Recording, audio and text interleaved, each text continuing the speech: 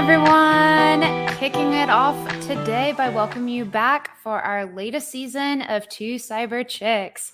So we felt that today's episode, we'd just be sharing with you guys like what we've been up to. Jax and I obviously took a little bit of a break, and you haven't heard from us in a while, and so wanted to talk a little bit about that. We're super excited to be back, obviously, and ready to bring you some hot new content, and also talk about some season updates on what you can expect on this latest season. So Jax, let's just kick off the conversation. Let's get to the real deal stuff. Like, let's talk about our break. Man, we talk about this stuff here on the show. We talk about mental health. We talk about burnout. We talk about prioritization, work-life balance. It was time to practice what we preach. Yeah, it was. Yeah. And I think maybe some of the listeners, if you're close to me, you knew that I was definitely burnt out. I was girl, I was burnt out November, October of last year. And we just kept pushing and pushing. And you and I just talked, and it was nice because we were both on the same page. Like, you were like, I will support you with whatever you need. I was going through a lot of school at the time, and that was compounding with a whole bunch of other challenges at work, because we all know we have those ebb flows where you have the great team, you have the great contract, and then sometimes you don't in the world of consulting. And it was a lot. And I was going through health issues at the same time, and I needed the tactical pause. And then you had a reconstructive surgery when was that again? August? And so it was a 2-part surgery. And it was, first part of it was August. Second part was in October. And y'all, I was immobile for 12 weeks. And unfortunately, this was my second time going through it. This was one leg. One leg I had already done. I was realigning the bones on my other leg. Not to get into it too much, just a genetic growth deformity that had to happen. So losing your ability to walk, losing your ability to do a lot of independent activities, it takes a toll on you emotionally, mentally, obviously the physical, but you don't think about all the other things that it compounds with. And trying to have a full-time job while you deal with these health issues, Jack's like, and putting it into perspective, right? Like, you and I just happened to be at that same place where we realized, like, you know what?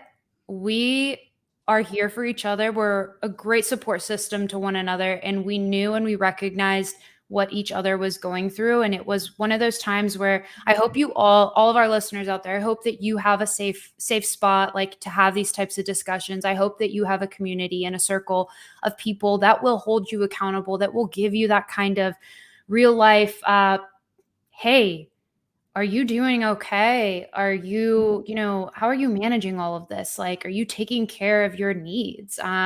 And just kind of giving you that wake-up call that some of us sometimes need, because when you are high achievers, when you are so productive, when you are used to managing such a busy load, sometimes it is hard to take that break and to know that you need that break. So I'm very grateful to you, and I'm grateful for all of the rest of our community for, having those tougher conversations and being able to hold each other accountable and being there for one another while we do go through those ebbs and flows of life.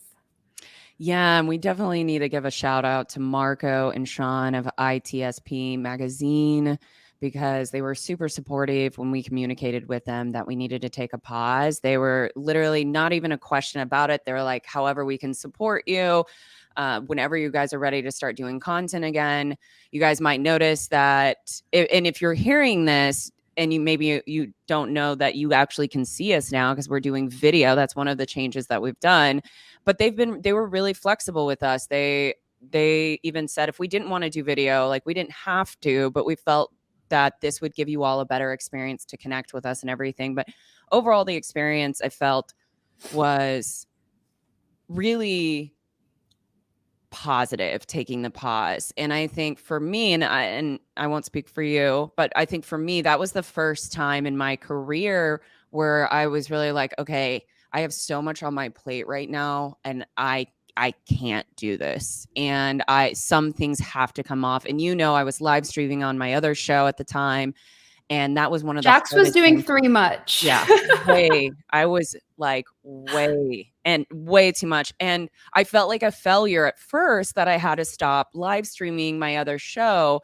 But I can tell you now, looking back, actually saying no and not doing the live streams, I was doing multiple shows a week and then doing this, but actually saying no and setting boundaries for myself, not even just for others, was one of the healthiest things that I could do for my mental state. But I will be very transparent with everybody on here and let you know, even though I pulled all of those things off of my plate, I was extremely exhausted when I went into my final year of school and my capstone. And Erika knows there were just days that I just had to just show up, and my 75% was going to just be my 100% that day. And that's just what it was.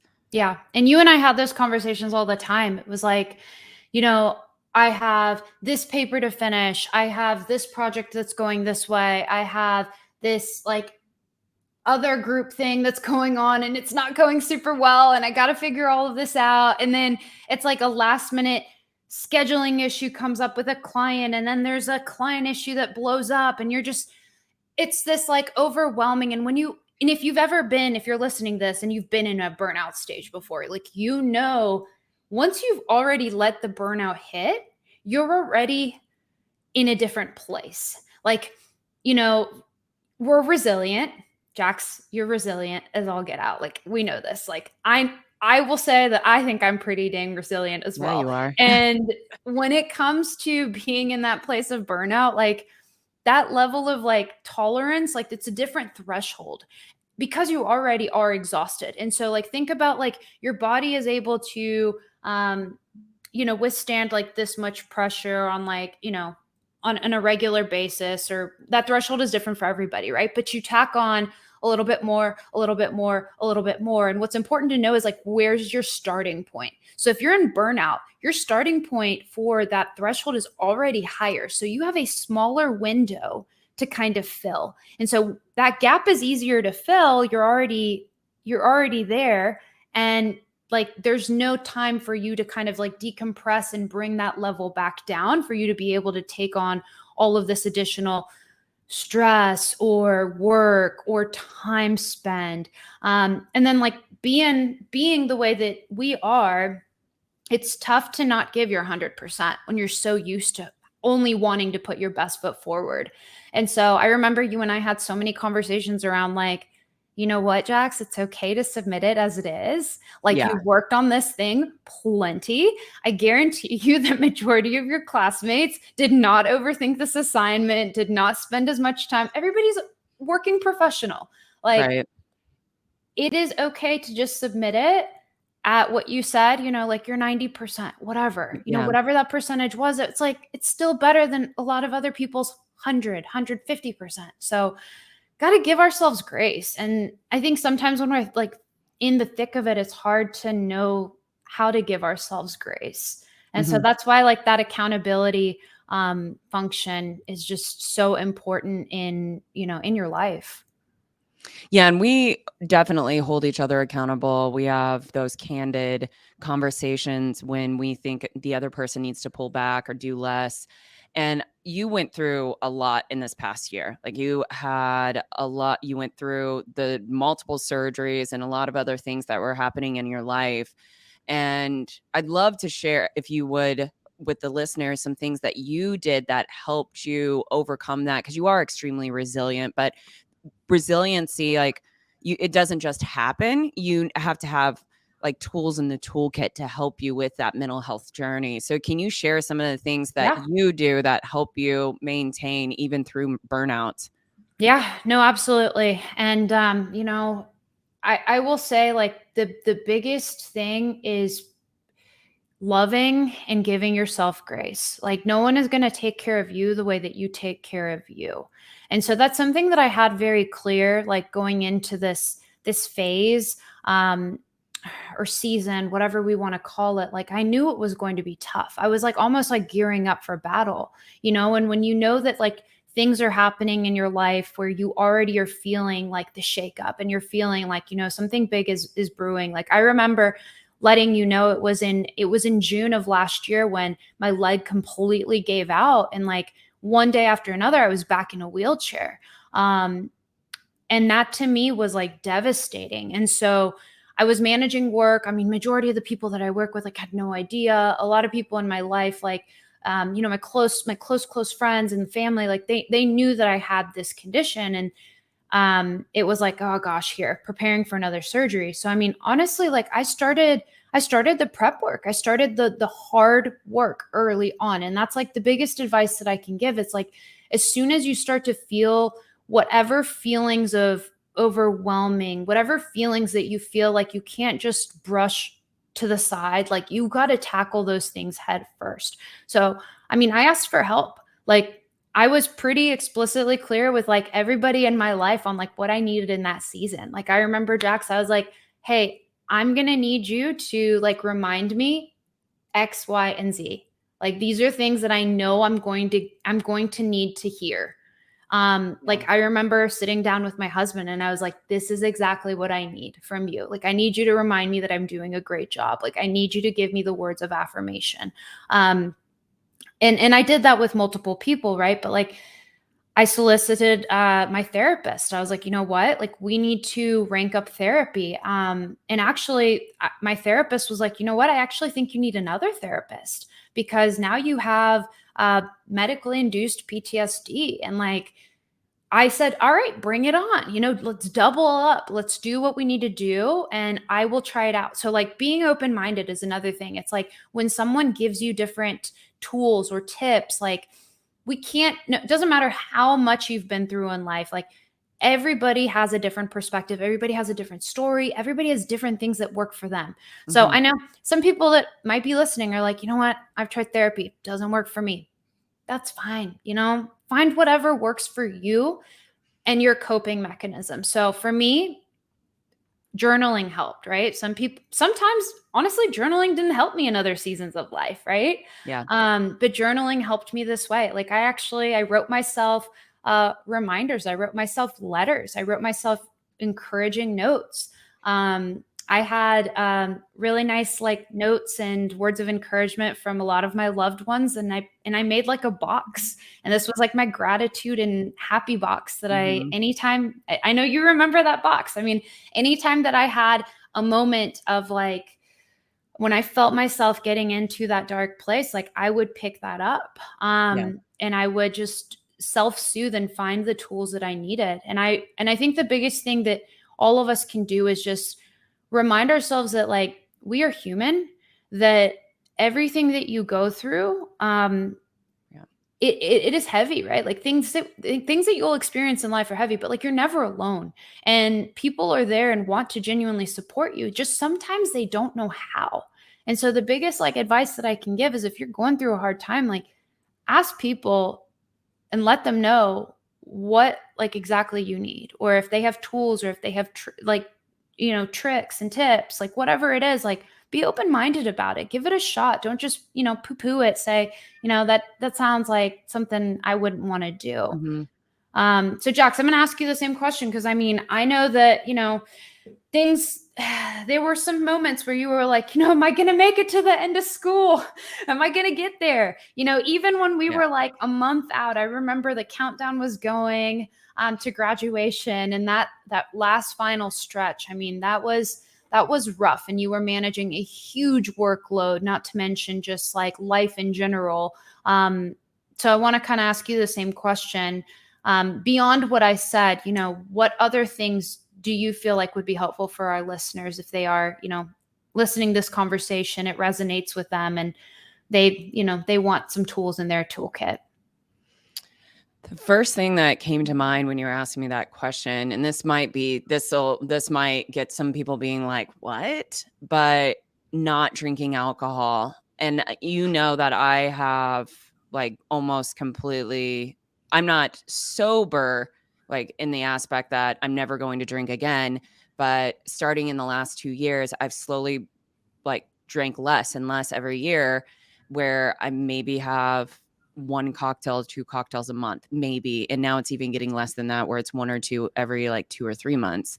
And so that was the first thing that came in, because for me, what I had realized that, and I realized it obviously a couple years ago, was that alcohol was putting me into this just overall depressed state, mentally, just energetically.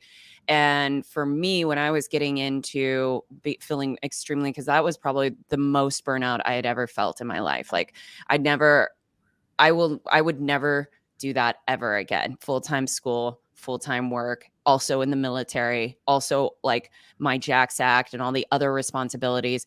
It was just too much for any human being to ever do. And I know people do it, but it was too much for me. And so for quality of life, living and everything, but not drinking was like extremely helpful. And then on top of that, making sure I got outside and walked and I connected with nature. I tried to hike as much as I could every weekend.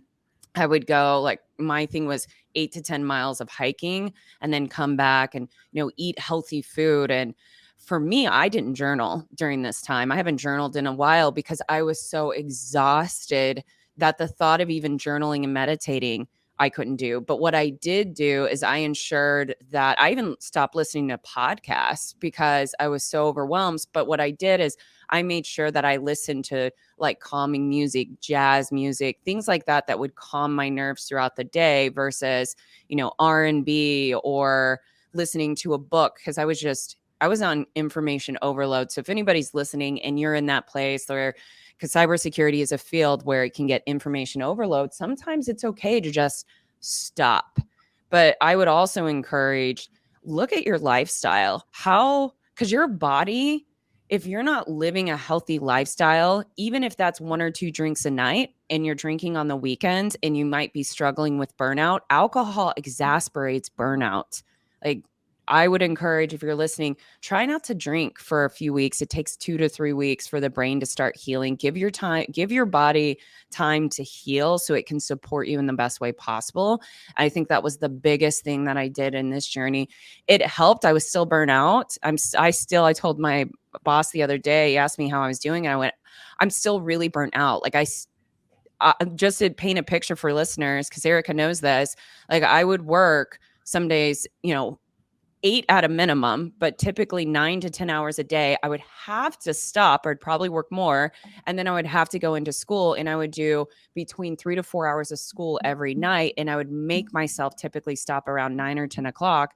And then I would get up the next day at 6 a.m. and I would start the process over again. And then weekends, I would do 20 plus hours of school. And this was perpetually happening. And so now I'm like, 6, 7 o'clock comes, I finish my work and I'm like, I don't want to do anything, but I know I'll move through this. So another thing I would say is honor where you're at. Give yourself ease and grace. Honor where you're at. If you're burnt out, and if you can't, I couldn't do anything about it. I couldn't drop out of school. So there was literally nothing I could do. All I could do was push through. And it was a really cruddy situation. But if you have the power to change your burnout and take things off your plate, do that. But if you can't, then give yourself ease and grace and embrace that and do everything you possibly can to nourish your soul, nourish your being without, burning yourself out more by doing additional meditation, by doing additional journaling. Sometimes just not doing anything is the most important thing. So yeah. And get you a friend that'll text you and remind you to eat and drink water. Yeah. Yeah, there would be. Gosh, there were plenty of days where I'm like, Jax, have you eaten today? I'm looking at you through this phone with a stank eye. Yeah. Yeah. It was, I know you got Drew that comes and helps you and I know. feeds you. Drew is a saint. Shout out to Drew. I mean, my husband literally made sure I was eating, even like to this day. Yes, I'm mobile and everything, but like if I'm in Zoom meetings all day, he brings me food, makes sure I eat. So I got to do the same thing for Jax. I'm like, hey girl, have you eaten? Yeah. But I love what you said about, it's not necessarily doing more or taking things like you don't have to, do more and more and more. Sometimes it's just cool to be. And I think that we struggle with that because there's so much of our self-worth that is tied to productivity and what we accomplish. And so like there's days where you look at yourself and you're like, well, did I really accomplish anything? And you feel, and especially in that phase of burnout, right? Because you feel like you've been going, your energy, Yeah. your battery is just depleted. And then you're frustrated because you don't have anything to show for it. That's okay. Just Yeah. acknowledge that that's fine. And I also love, like the nourishment aspect, right? Of like mind, body, soul, like all of that. Like that speaks volumes to me because like you need that. You need that to be able to do everything in life. Like Yeah. you only Yeah. get one of these things. And so you got to really like you got to make sure you're putting good stuff in your body. Like if you can move. Like don't ever take your body for granted. Like if you have the ability to walk, go out, walk and enjoy the sunshine. Like that is stuff that, you can't take for granted in Mm-mm. life. And then I really hear you on like the burnout of information Mm. because I also felt that way. During the 12 weeks of immobility, when I went through this surgery in 2021, on my first, the first leg that I did, I was super productive, if you remember, and I Oh, I was yeah. like, you know what? I'm going to read so many books. I can't even tell you how many books I read. I studied. I mean, I was just like, if I'm going to be a busybody, I'm stuck here anyway. And I did not want to watch TV. I did the opposite this time. I was like, I'm going to do as little as possible. I'm going to take care of my mental, my emotional state, and I'm going to just pour as much love into myself as I can. And those were Mm. two different recoveries Yeah. and two different experiences. And you know what? One can be good at one point, one can be good at the other. It's just like listening to yourself and Mhm. adjusting and being flexible and open minded. Yeah, and another thing to note too is on the second recovery, the one that you pulled back, you took time off from work. Yeah. The other one, you didn't Yep. take any time off at Yep. all. And she actually, you like, that's what I was like, because I know that was a hard decision I for was, you. yes, so tough. Yeah. But Yeah. then after you did it, you're like, oh my So God, I'm glad. so glad I did this. Oh Yeah. gosh. Yeah. And I remember planning to go out on that leave. It was, I mean, so many long nights just preparing like the most beautiful out of office plan I will ever prepare. I mean, it was just chef's Right. kiss. Like I loved it. But it was like, am I going to miss anything? And I Yeah. remember coming back from this leave and I was like, wow, my team hit all of their goals. I was like, we hit everything. Like everyone's doing great. Everyone is exceeding expectations. I mean, it was just like one of those moments where I was like, wow, that was the right call. Like Yeah. it was just, yeah, it was amazing. And I highly recommend it. I mean, if you're going through a tough time, like look into what programs your employer has. Like those are things that are not always advertised. And like you don't know unless you ask, like, Hmm. what am I eligible for? What kind of like, resources do I have? Because a lot of times those will be a surprise because you don't really, unless you're going through something you wouldn't know, right? Besides like having a maternity paternity leave policy, like most people don't know that, your organization actually has a lot of programs to support you through these things. Yeah. Oh, they've gotten a lot better. I actually don't know what my organization has. I should look into that and Yes. see, but Yes, for sure. they've gotten definitely better. So I know we're coming to time, but before we jump off, I'd like to share with our guests some of the things that they should be expecting for our new episodes coming up. I know we've already talked about the video piece. So we will be doing video as well as audio. So you'll get to Come see hang out. yeah, our wonderful faces. Come hang out. Make sure to subscribe, join our community. We're still going to be doing the same tempo as we did last year, which is every other week. We feel like that is best for us and our mental health and everything we've got going on. So expect that. And then, as always, we're going to continue focusing on demystifying cybersecurity. We're going to continue bringing on guests of all walks of life within cybersecurity, beginners to individuals that have been for 20 plus years. But we're also going to bring experts in that can talk about mental health, that can talk about, organizational psychology, things like that. So we'll have that diversity. And as always, if you guys have any suggestions of either topics for us to discuss, guests on the show, reach out to us and let us know because we're here to support you. And we're so happy gosh, you've had so many people reach out to you recently about our show and asking, like, when are we going to be kicking it back off? So it means so much to us when you guys do that and reach out to us and just communicate and let us know how much our shows and episodes impact you. Yeah, we love hearing from you. And if you don't have our LinkedIn's, if you don't follow us on LinkedIn, we're always available at 2cyberchicks, the number 2, cyberchicks@gmail.com. We'd love to hear from you. And like Jack said, I mean, just couldn't be more excited to, kick off this fresh new season, bring you some hot content, have some really, really meaningful conversations, and have some really cool guests. So with that, we will catch you on the next episode. Bye.